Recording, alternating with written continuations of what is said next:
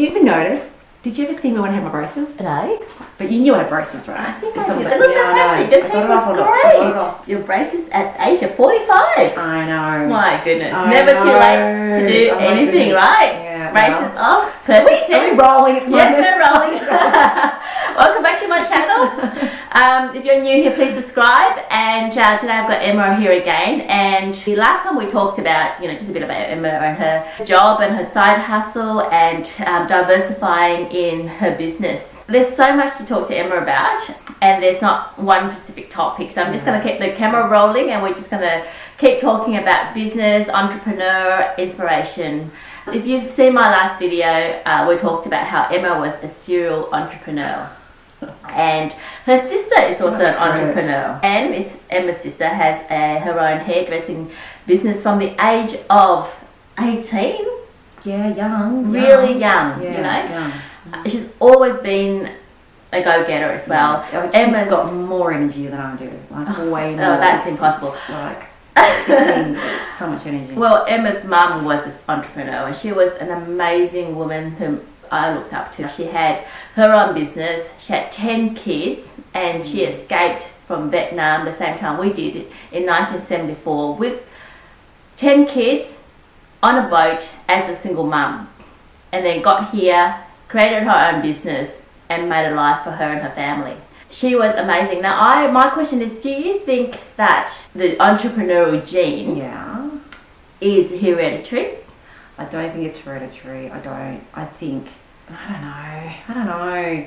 I come from a very big family, and if I look at my siblings, I don't know, it's hereditary. Look, I think you and your sister. I think I probably put my mum maybe on a pedestal. Yeah. So you take your lead and you follow. And my mum was obviously inspirational, and she, because there was only there's two daughters, or three women in the house of 11 men. Yes. I guess it was more us standing out. Yeah. It's more if you're driven or you've got someone who inspires you. Well, you've grown up with a strong woman who have struggled. Yeah. And I've got big shoes to fill. Yeah. And I don't think I'll ever fill those shoes. Yeah. But I think as long as I try to achieve my goals, but I do have my mum in the back of my mind all the time. And then there's my sister who has so much more energy than me. Like, she has her family, she's got her salon, she's got the business, she teaches as well. Wow. And then she does all her, extra weekend freelancing or just extra side hustles as well. Yeah. And then she does a lot of fundraising and some humanitarian work. Your mum was so successful, and she had such a big heart. She was very thankful to those, like the Red Cross and the Christian Fellowship that helped us transport us over. Yeah. That's a big clan. We had my sister, so there were 6 of us and my mum, 6 siblings, and then a couple of years later, the remainder 3 then arrived in Australia. Coming from Vietnam, having my parents being quite successful, leaving Vietnam with nothing but $50 and then arriving in Malaysia, not knowing where we were as we escaped Vietnam. We were there for about 8 months. My mum, with the $50, was buying food from those at the border, buying ingredients and then making food while we're at camp, a little hot plate, and then selling it to the GI Joes. And then making her money there. And we're talking like amazing. We've been in Australia for 40 years. She understood profit. Yeah, most definitely. In the hardest time of her life. And she had gone through so many times of hitting rock bottom. She was one of the most successful person in the community with the biggest house. And when the communists came, they threw her and her 10 kids into the pig pen. And she had nothing. Her husband also died shortly after the communists took over Vietnam. When the Viet Cong came to our house, they raided and demanded that my mother leave, and they wanted to take her out because it was the biggest house in the village or town. Town. So they wanted it as their headquarters. Yes. And my mum, being a very, very strong businesswoman at the time, you couldn't. My mum had the gift of the gab, and she had a mouth on her. and they were not going to take that property without a big fight. So she negotiated that they give her 2 weeks. She stays in the house, give her 2 weeks, and she needs to clear up that pig pen and the stock room that's in the back of the house, and that we were going to live on our property still. And they demanded that she work for them. They take over our business, but she works for them. So she demanded that she at least get paid some money, to feed the family. Because, 10 years. She's always clever. She never takes. Never can't get anything past her.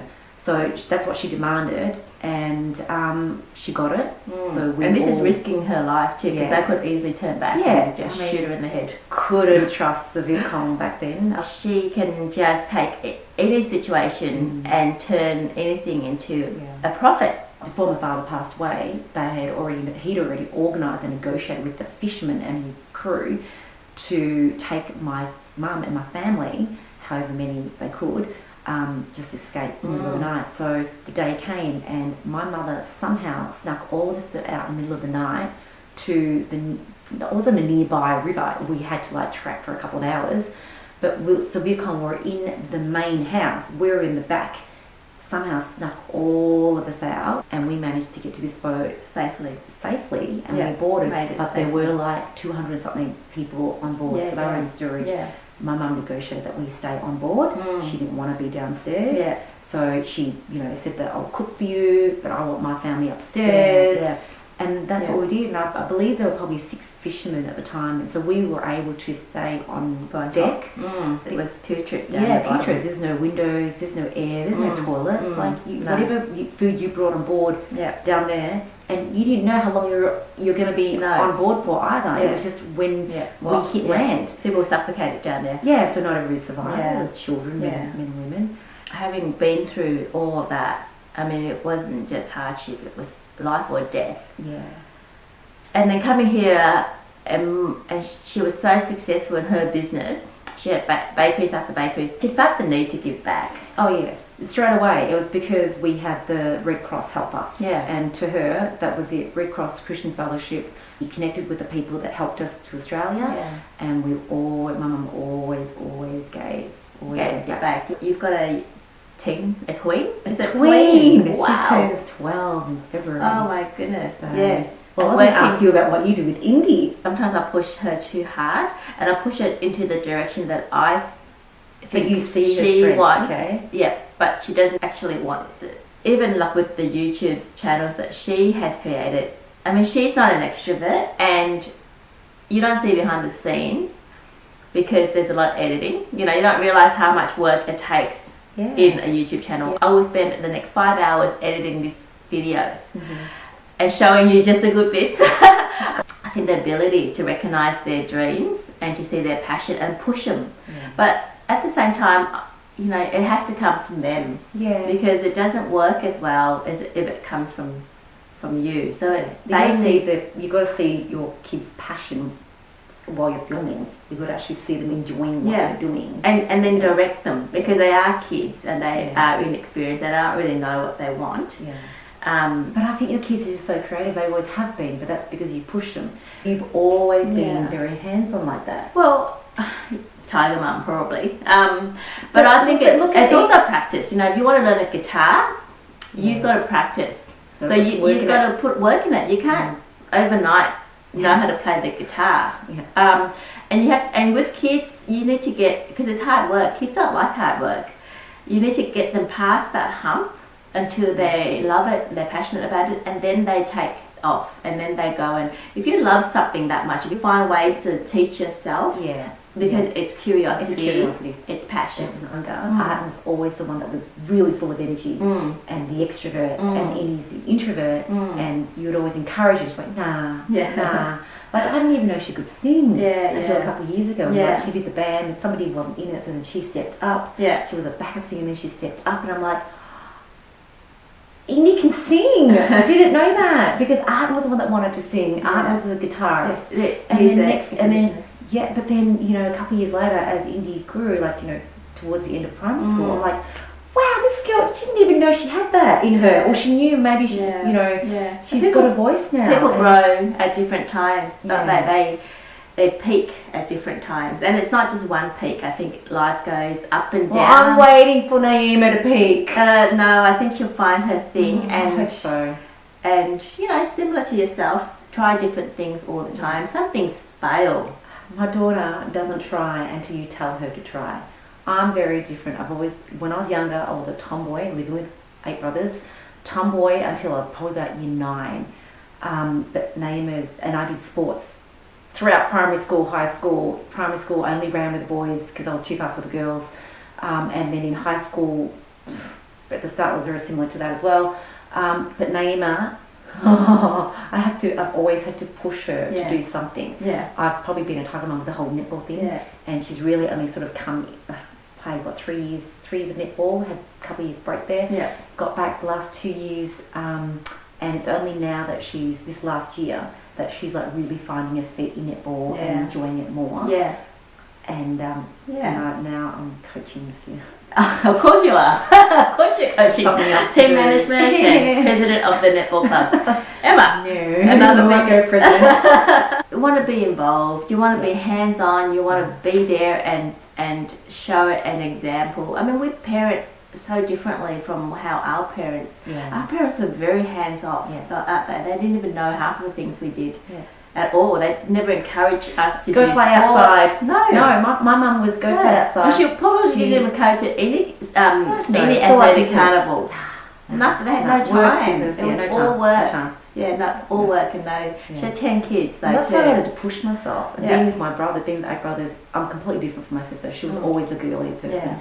Yeah. So youngest of 10, I needed to voice myself. So I did a lot. I mean, you had to stand out. I had to stand out. You had to fight for that position. Yeah, definitely. And being the youngest of a Chinese Vietnamese family does not mean that I was spoiled or that you would ever be spoiled. No, you worked. I worked because my parents had the business, so there was no time to spoil me. I mean, I had to work in your mum's bakery at one point. I was just thinking, right, like if my mum was stay at home and she did spoil me, I certainly wouldn't be as vocal as I am now. Yeah, no. I'd be a lot more softer. Yeah. But hence, she wasn't there and I had to fight with my brothers all the time. Yeah. Maybe we do too much. That's why I'm probably the extrovert. Maybe we do too much for our kids.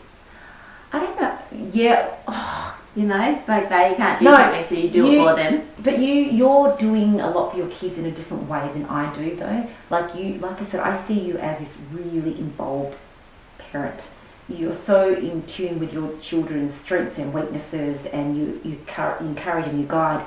You made a decision to be there for your kids. You took a different turn in your career so that you could be present for them. Yeah. And then you started your business, a few years ago, and it's grown so quickly. Yeah. And 8 years. That's not quick. But in terms of since you wrote that book, we had that one conversation about, hey, I'm thinking of writing a book on how we came to Australia, but a children's version. Oh yeah, okay. I listened to you and I was there, and we hung out a fair bit at the time. Yeah. Then you showed me photo or paintings. Yeah. And then next you showed me, oh yeah, I've got a friend, we're actually publishing. I'm like, really?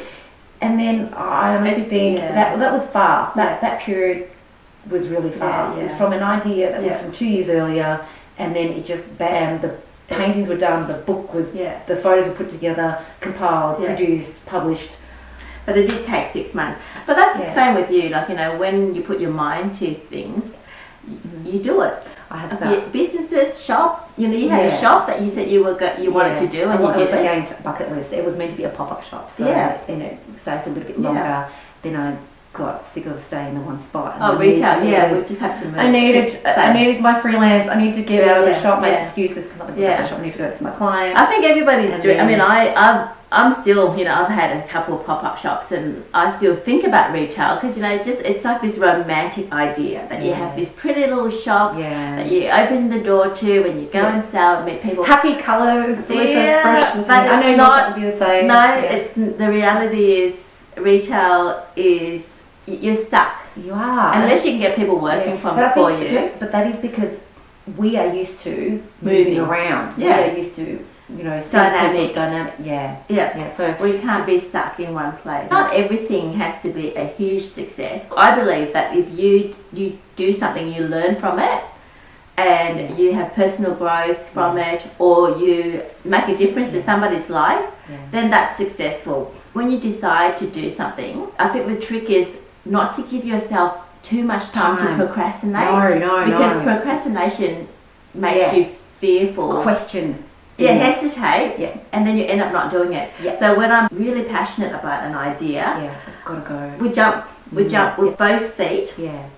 And then once you're in deep water, you've got to swim. You've got to water tread, and you just got to do it. Yeah, just true. Heads down, do it. Yeah. And people think you're crazy. Yeah. Wow, really? You're gonna do? Yep. Yeah, I'm gonna do that. And because it's all so fresh in your mind still, and you talk about it with so much passion. They kind of go. Everyone goes, oh, okay. And then they get intrigued, and then they get wrapped up in that cycle. Yeah. And then they go, I can't believe you've just done that. Yeah. So I'm proud of myself for taking such a short time to actually come up with that business and get it all done within like a month. When you decide to make something happen, it's really quick. You know what? You see your strength when you're there. You go, wow, I actually did that, so I can do that. Yeah. And you go, yeah, I can. Why do I say no to things? Yes. You know? Yeah. Because maybe I just did it. I just proved it to people and to myself that I can actually put my mind to something and achieve it. The best part is that you're very fluid and you don't have, you take opportunities, you jump into things without knowing what you're jumping into, and then the ability for you to adapt and to change is amazing, and that's what makes you successful. You know what? I think that's from being a really, really big family. A youngest of 10 kids, you don't always get what you want. No. Sometimes you just get the leftovers. You get the hand-me-downs. A lot of the adult conversations don't include me. I have to include myself. Yeah. So I have to find my way. I have to make my presence known. You know? And I think that is what I do outside. I definitely take the bull by its horns when it's there. Yes. Thank you. Thank you, that's amazing. I just love talking to Emma. She's, as I said, she's so inspiring. Background story is amazing. You could write a novel about this. No. I think so.